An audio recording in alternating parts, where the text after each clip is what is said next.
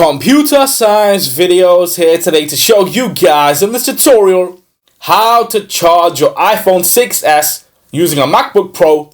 Without further ado, let us start the video. So in this tutorial, you need to have access to a Mac computer, iPhone 6s or any other iPhone, and the wire, which is lightning to USB. So we can now connect the iPhone to the computer, and then we are ready to go.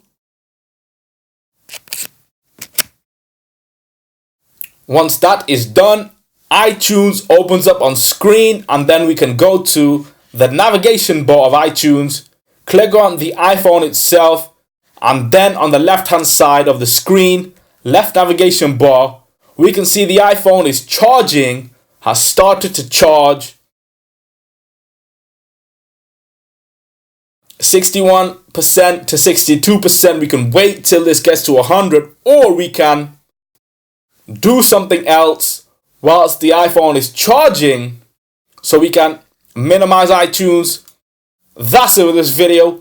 I'll see you guys in my next tutorial. Thanks for now.